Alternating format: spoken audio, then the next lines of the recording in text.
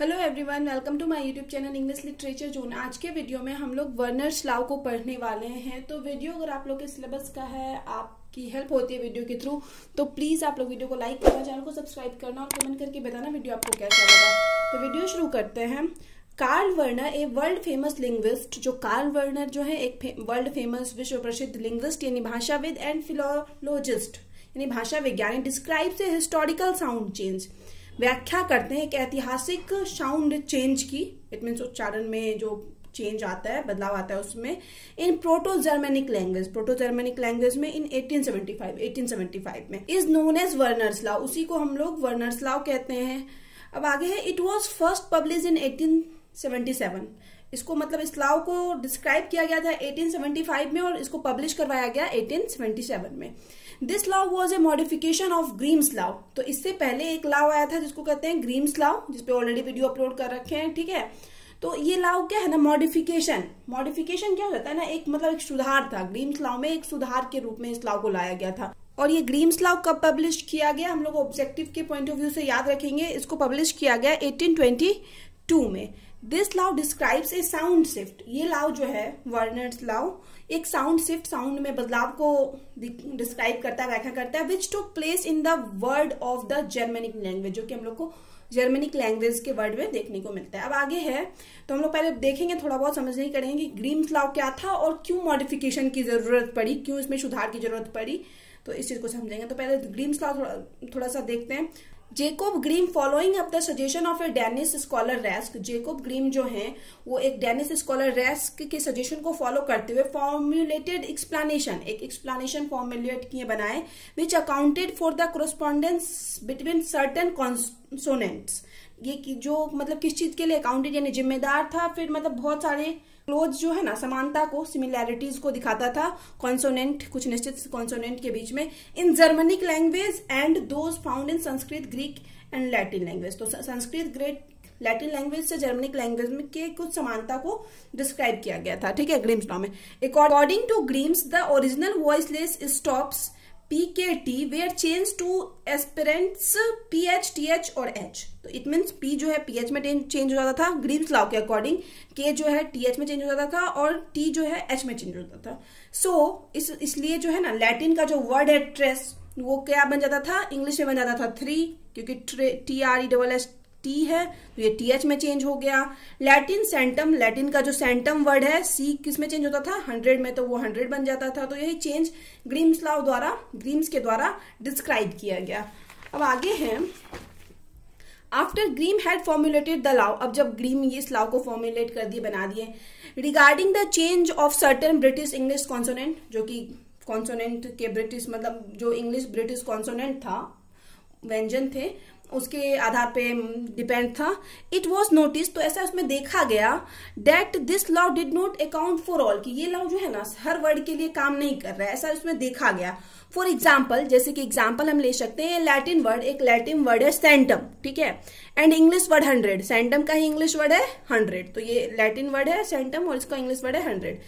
K becomes H, इसमें C को pronunciation K से किया जाता है, तो C जो है ना इसमें क्या होता है, H में चेंज हो जाता है अकॉर्डिंग टू ग्रीम्स लॉ। ये लिखा हुआ है आगे। फिर between the T and D was not, लेकिन जो वही चेंज है T और D के बीच नहीं देखने को मिलता है हम लोग में, मतलब ग्रीम्स लॉ के अकॉर्डिंग टू T को भी TH हो जाना चाहिए, लेकिन वो देखने को नहीं मिलता है। The T in the Latin should have been hunted, यानी वही 100 को मतलब लैटिन के हिसाब से अगर हम ग्रीम्स लॉ के हिसाब से चले तो ये क्या हो जाना चाहिए, D जो है TH में चेंज हो जाना चाहिए अकॉर्डिंग टू ग्रीम्स लॉ के अकॉर्डिंग। बट हेयर, लेकिन यहाँ क्या हुआ, T बिकम्स D, T क्या बन गया, D बन गया, सेंटम का T 100 में आके T D बन गया, ठीक है, ना कि वो TH हुआ। तो यहाँ पे ग्रीम्स लॉ वर्क नहीं किया। Such an exception to Grimm's law, और यही जो एक्सेप्शन, कुछ अपवाद मिला ग्रीम्स लॉ का, was further explained under a separated theory. तो इसी अपवाद को, जो वर्ड पे अप्लाई नहीं हो रहा था ग्रीम्स लॉ कुछ लेटर्स पे, तो इसी अपवाद को एक अलग थ्योरी के द्वारा एक्सप्लेन किया गया, which is known as Verner's law, जो कि वर्नर्स लॉ के नाम से जाना जाता है। अब आगे है इंडो यूरोपियन पेरेंट लैंग्वेज, यानी इंडो यूरोपियन का जो मूल भाषा है, language sound, PTK becomes P, यहाँ पे P का कहीं कहीं आपको PH भी मिलेगा और प्रोनाउंसिएशन में F फॉर में मिलेगा और बहुत जगह पे अलग अलग तरह का सिंबल देखने को मिलेगा, ठीक है। तो उससे मतलब कंफ्यूज मत होना, क्योंकि वहां पे सिंबल का यूज किया गया है, थ के सिंबल का यूज किया गया है, तो मतलब कंफ्यूज हो जाते हैं बच्चे, तो उसको देख के कंफ्यूज मत होना। रिस्पेक्टिवली इन ग्रीम्स लॉ, तो ग्रीम्स लॉ में वही हो गया, पी एफ में हो गया या पीएच बोलते हैं इसको, टी टीएच में हो गया, के एच में हो गया। वर्ना ऑब्जर्व करते that it was only true, कि यह तभी ट्रू है when accent fall on the root syllable. Accent it mean जो उच्चारण है ना वो रूट सिलेबल पे पड़ता है। अब कैसे रूट सिलेबल पे पड़ता है, जैसे रीचेक्ड बोले तो इसमें आगे और पीछे प्रीफिक्स और सफिक्स हो गया, और CHEC के चेक जो है ना वर्ड, तो उसको बोला जाता है रूट सिलेबल। तो यहाँ पे हर रूट सिलेबल को हम किए हुए हैं, 3 वर्ड लिए हैं, उसमें अंडरलाइन किए हुए हैं। प्री बोर्डिंग, तो प्री और ING जो है इंग वो हो गया, प्रीफिक्स सफिक्स बीच का हो गया, बोर्ड वो रूट वर्ड हो गया। अनचेंज में भी इसी तरह है। अब आगे है, तो मतलब इस सिचुएशन में ग्रीम्स लॉ सिर्फ वर्क करता था। बट व्हेन द एसेंट, लेकिन जब एसेंट उच्चारण फेल ऑन द अनदर सैलेबल, वो अलग दूसरे सैलेबल पे डिपेंड करता था, साउंड FTH बिकम्स, तो वो जो साउंड था FTH वो बन जाते थे B, D और G रिस्पेक्टिवली इन वर्नर्स लॉ की तरह, ठीक है। अब आगे है द फॉलोइंग टेबल, और आगे जो टेबल है मतलब हम लोग एक टेबल बनाए हुए हैं आगे, उसमें क्या है, इलिस्ट्रेट्स द साउंड चेंज, जो कि व्याख्या दिखाता है हम लोग को sound change according to Verner's law के अकॉर्डिंग जो साउंड में बदलाव आया उच्चारण में, उस चीज को दिखाता है। इन लास्ट कॉलम, अब last column for each pair, हर पेयर के लिए the sound on the right represent, sound सही तरीके से रिप्रेजेंट किया गया the sound change according to Verner's law, जो कि साउंड चेंज होता है वर्नर्स लॉ के अकॉर्डिंग।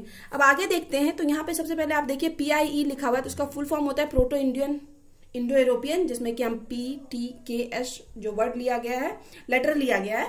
फिर ग्रीम्स लॉ में वो PF बन जाता है, TTH बन जाता है, KH बन जाता है और SH ही रहता है। बट जब वर्नर्स लॉ की आती है तो बात आती है, तो इसमें स्ट्रेस्ड और अनस्ट्रेस्ड दोनों की बात होती है। स्ट्रेस्ड में ये F ही रहता है, बट ये अनस्ट्रेस्ड में B बन जाता है। स्ट्रेस्ड में फिर ये TH ही रहा, बट यहाँ पे D बन जाता है, और फिर इसी तरह फिर K भी स्ट्रेस्ड में H और अनस्ट्रेस्ड में G बन जाता है, और S जो है अनस्ट्रेस्ड में S ही रहता है और Z बन जाता है। कहीं कहीं पे ये Z जो है ना R भी चेंज होके R बन जाता है, ठीक है। तो ये पूरा टेबल है जिसके थ्रू हम लोग समझ सकते हैं कि किस तरीके से चेंज आया। अब आगे same with Indo European S, उसी तरह इंडो यूरोपियन S की बात करते हैं, which becomes Z in unstressed position. Unstressed position में तो हमको पता है क्या क्या बन गया, ये Z बन गया, एंड लेटर बिकेम R, और ये बाद में मतलब कहीं कहीं पे क्या किया जाता है, S के बदले R का भी यूज किया जाता है।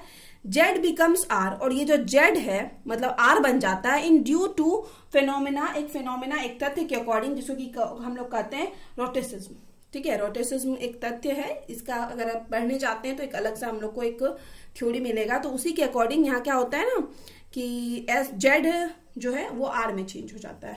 अब आगे हम लोग देखते हैं एग्जाम्पल कुछ चेक करते हैं। इंडो यूरोपियन P, अब इंडो यूरोपियन जो P है becomes F according to Grimm's law, Grimm's law के अकॉर्डिंग वो F बन जाता है, and becomes V according to Verner's law के अकॉर्डिंग V बन जाता है। तो जैसे हम लिख रखे हैं, ये V जो हम अभी बताए थे ये फ के उच्चारण के लिए लिया गया, इसलिए यहाँ पे V मेंशन किया। तो जैसे एक वर्ड लिए हैं इंडो यूरोपियन, ग्रीम्स और वर्नर्स, क्या क्या चीज आया, तो वर्ड था लैटिन का सेप्टम, ये इसमें शियोफैन हो गया, और ये हम फिर वर्नर्स लॉ के अकॉर्डिंग 7 हो गया।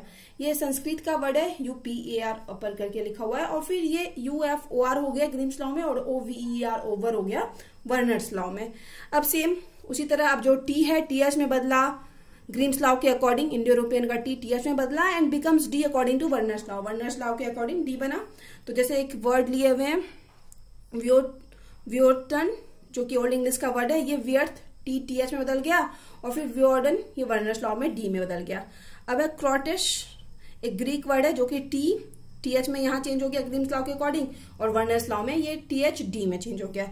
फिर एक और ग्रीम्स लॉ का डेथ जो है डेड में चेंज होता है। सेंटम अभी बताएं जो कि वो ग्रीम्स लॉ में चेंज नहीं हुआ था, तो ग्रीम्स से वर्नर्स में 100 के D में चेंज हो जाता है। तो यहाँ पे हम जहां जहां चेंज आया ना उसको अंडरलाइन किए हैं, आप भी एक बार अंडरलाइन कर सकते हो, ठीक है, बस शो करवाने के लिए एक बार अंडरलाइन कर सकते हो, बट वही डार्क मत करना, डार्क करने से मतलब ओवर राइटिंग हो जाएगी ना वो। अब आगे है Indo European K becomes H according to Grimm's law, जो कि हम लोग पढ़ चुके हैं। ग्रीम्स लॉ के अकॉर्डिंग एच बन जाता है। This becomes G according to Verner's law, Verner's law के अकॉर्डिंग जी बन जाता है। अब ग्रीम्स लॉ में हम देखते हैं ट्यूहान एक वर्ड है जो कि वर्नर्स लॉ में एच जी में चेंज हो जाता है। फिर ऑक्यूलो भी एक वर्ड है जो शी, जो यहाँ इट्स में चेंज हो जाता है, जी में भी चेंज हो जाता है।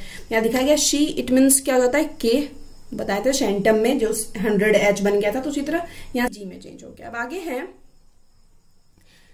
Indo European S become S according to Grimm's law, Grimm's law में एस ही रहता है। और this R according to Verner's law, Verner's law के अकॉर्डिंग आर और जेड बन जाता है, जो कि हम बताए थे। तो यहाँ पे सीजन आई ही सिर्फ इंडो यूरोपियन को शॉर्ट फॉर्म में लिख दिए हैं, तो ग्रीम्स लॉ में सी एस हो जाता है और ये एस जो है यहाँ पे आर में चेंज हो गया है। इसी तरह इसमें भी ES है जो कि S ही रहा है, मतलब यहाँ पे ES S यूज किया जाता है, यहाँ भी S ही रहा है, लेकिन यहाँ पे R में चेंज हो गया है, को R में चेंज कर दिया गया है।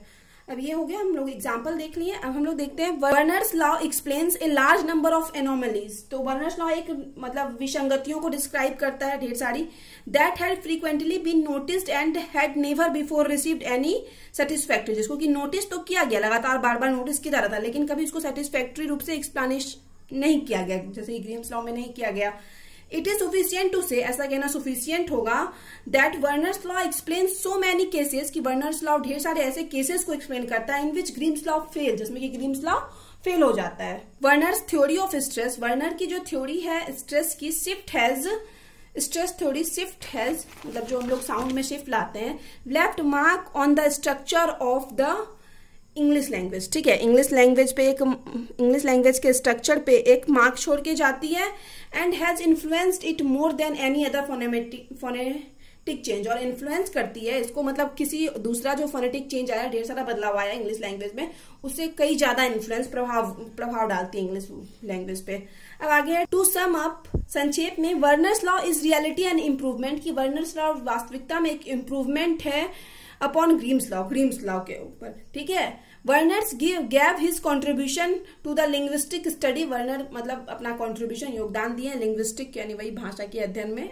It has a great impact on the history of linguistic English literature, तो इसका बहुत गहरा इम्पैक्ट प्रभाव रहा है किस पे, इतिहास पे, किसके इतिहास पे, इंग्लिश लिटरेचर के लिंग्विस्टिक्स, इंग्लिश लिटरेचर में जब लिंग्विस्टिक यानी भाषा का अध्ययन करते हैं ना, तो उसके इतिहास पे इसका बहुत गहरा प्रभाव रहा है। तो यहाँ पे ये वीडियो खत्म होता है। वीडियो अगर आपको अच्छा लगा, आपके सिलेबस का है, तो प्लीज आप लोग वीडियो को लाइक करना, चैनल को सब्सक्राइब करना और कमेंट करके बताना वीडियो को कैसा लगा। मिलते हैं नेक्स्ट वीडियो में नेक्स्ट टॉपिक के साथ।